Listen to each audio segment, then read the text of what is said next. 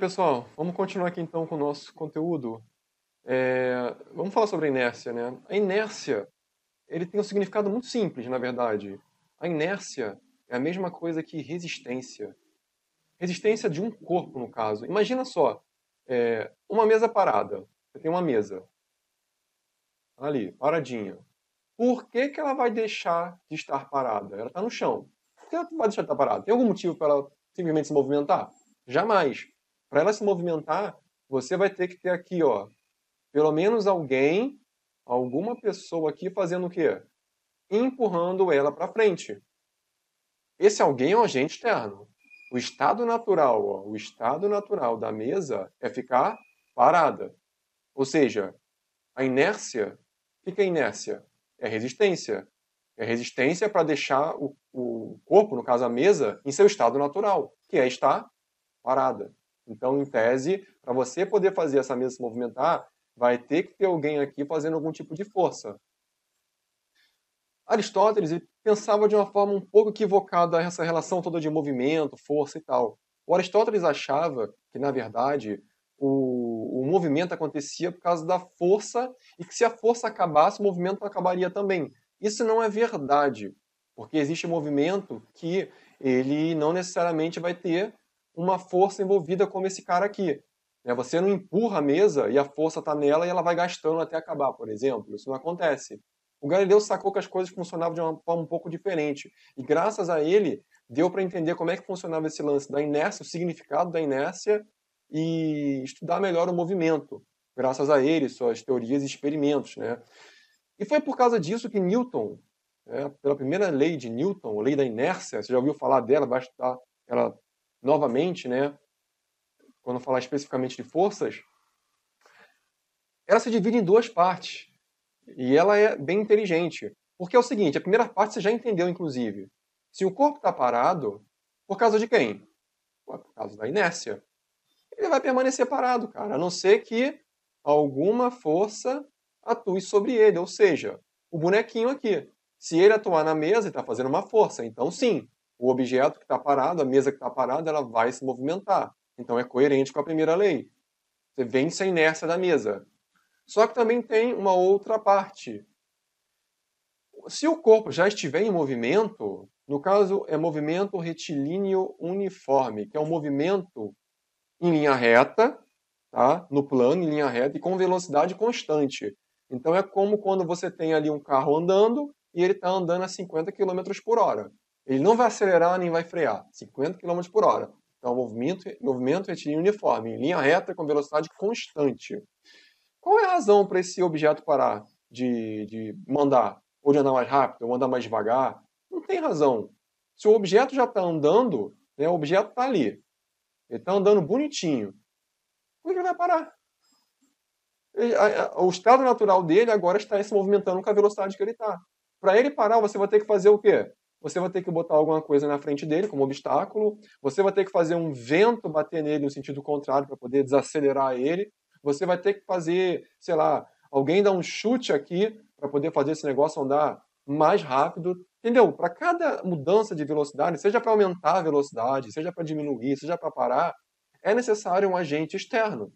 Então, por isso que ela fala que se o corpo está em movimento retilíneo uniforme, ela assim permanecerá.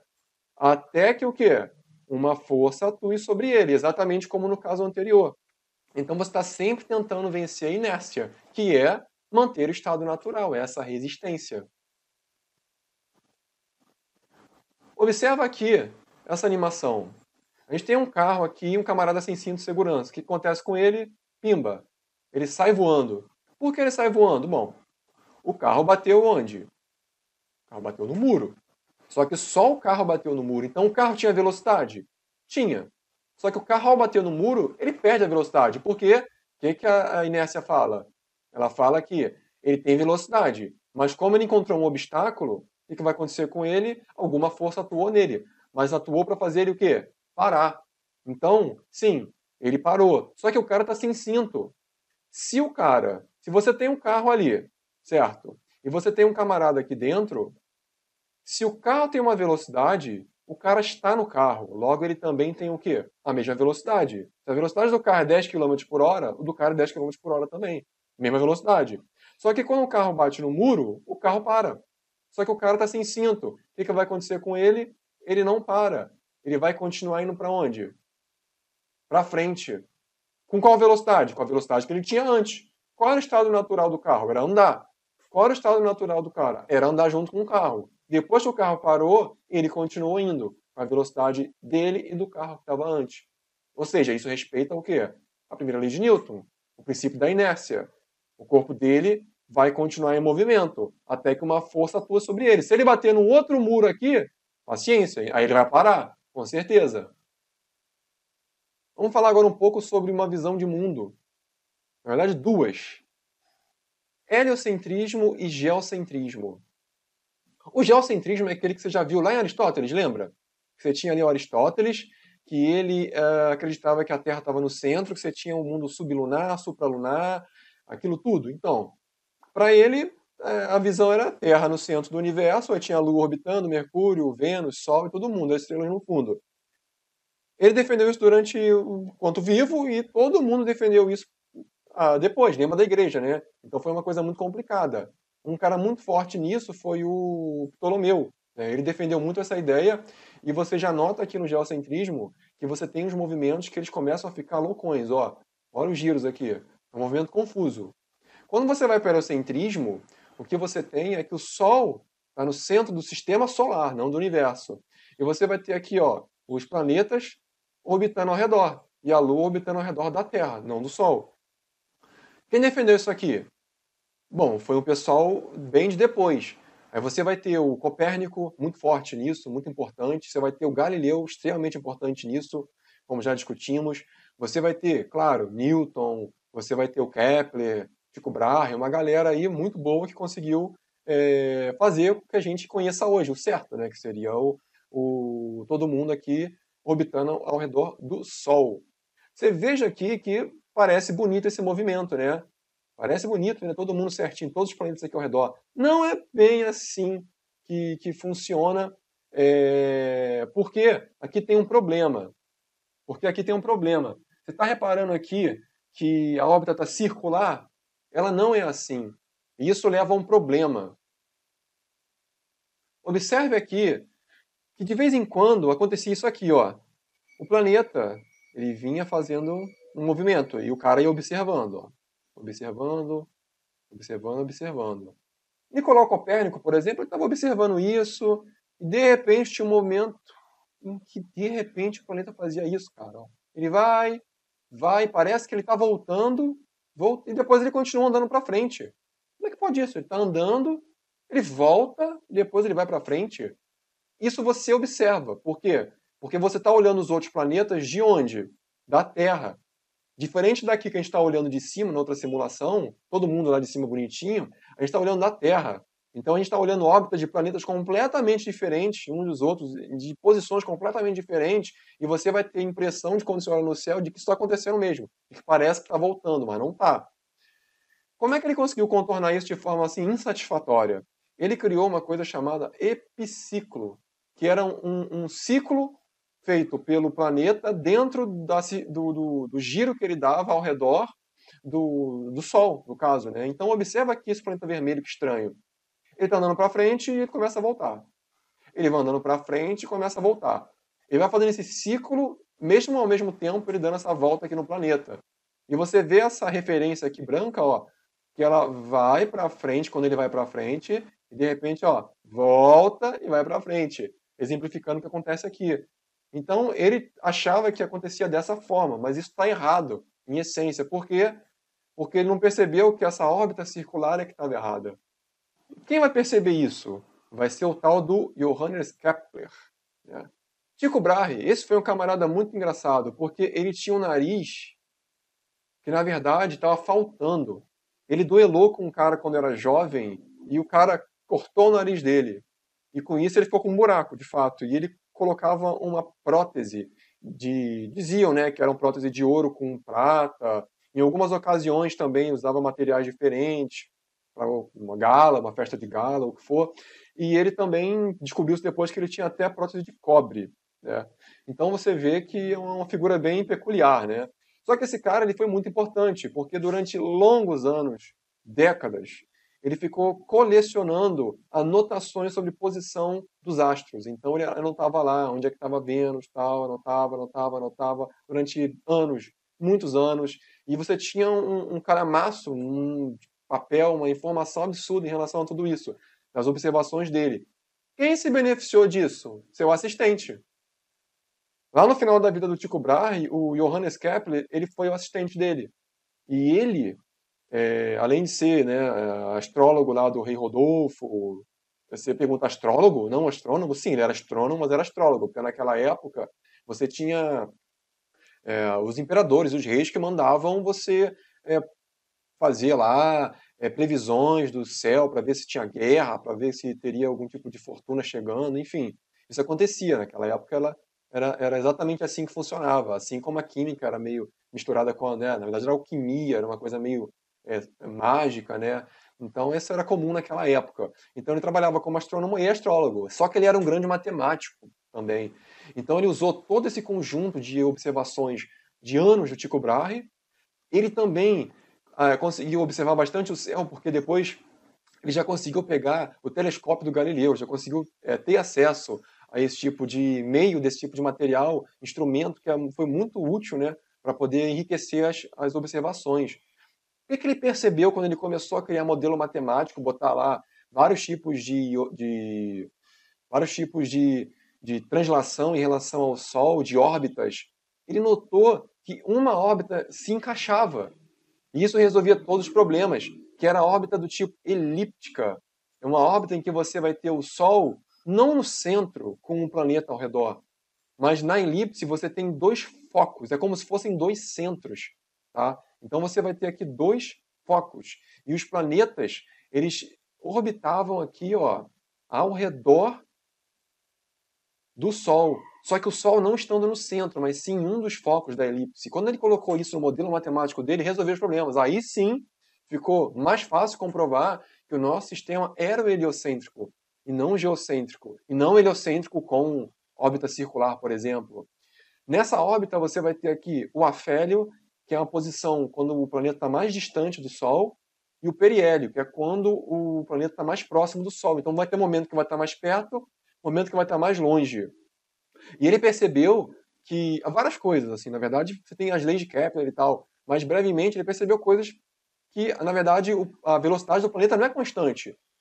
Dependendo de onde ele estiver aqui, ele vai ter momento, por exemplo, mais longe, no afélio, nessa região que ele vai andar com a velocidade mais devagar. E quando ele chegar próximo do periélio, ele vai dar uma acelerada, ele vai andar um pouquinho mais rápido, né? Isso aqui é algo que ele percebeu no modelo matemático dele. Então foi brilhante. Quando você olha aqui, por exemplo, até as simulações, ó, uma simulação mostrando as estações do ano, tá vendo? E com uma órbita elíptica em relação ao Sol. Aqui você vê, por exemplo, a confusão que é quando você tem esse monte de órbita elíptica em relação ao Sol. Por quê? Porque eles não estão todos alinhados um ao lado do outro bonitinho, como você vê em algumas imagens. Cada um tem uma órbita completamente diferente. Uma é mais inclinada assim, outra é mais inclinada assado.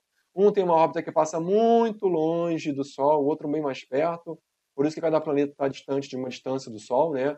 Alguns são mais quentes, outros praticamente são gelo, né?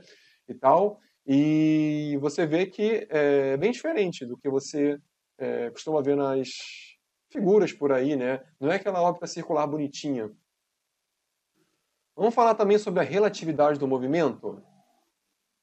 Essa relatividade do movimento, ela é uma coisa interessante, porque foi uma grande sacada do Galileu. Imagina, você quer provar que você está na Terra e a Terra está girando ao redor do Sol, ou seja, o heliocentrismo. Cara, isso não é óbvio. Por quê? Porque você vai ter que assumir que a Terra está se mexendo e você está se mexendo com ela. Você parece que está se mexendo com a Terra? Não. A gente se sente, eu estou parado, eu estou sentado aqui parado. Você está sentado em pé aí, mas não está se mexendo. Né? É o que parece. Mas repara na seguinte situação. Imagina que você está em pé no ônibus. O ônibus está andando devagarzinho ali com velocidade constante. Você não percebe direito que você está andando. Você está andando ali retinho e tal, sem problema. Se você pegar a sua borracha lá no ônibus e jogar para o alto, o que vai acontecer com a borracha? Ela vai subir e vai descer na sua mão. Você só vai observar a borracha subindo e descendo, só isso. Então, para você, dentro do ônibus, você jura que você está o quê? Parado. Porque você olha para o chão do ônibus, como é que você está? Tá parado, o chão tá imóvel, o chão tá parado igual o seu pé ali, tudo parado.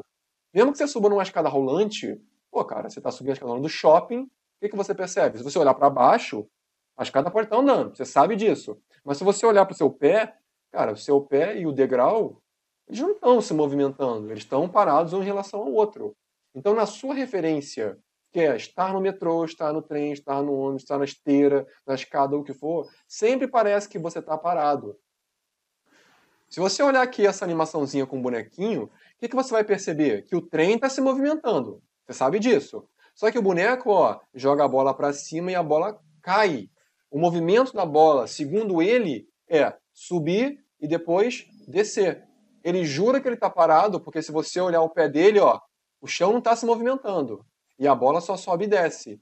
Para o referencial dele, desse boneco, dentro ali do trenzinho, ele está parado, né? É o que parece para ele. Mas vamos olhar o mesmo trem, só que agora a gente tem um outro observador aqui, ó. Temos um observador olhando do lado de fora. O que esse observador vê? De cara, ele vê que você tem um trem se movimentando. E ele vê que o outro boneco dentro do trem está fazendo o quê? Se movimentando junto com o trem. Esse cara antes podia jurar que ele estava parado. Mas quando um outro cara olha de fora, ele percebe que esse boneco está se movimentando na mesma velocidade do trem. Ambos estão indo para frente. Então ele tem uma percepção do movimento completamente diferente.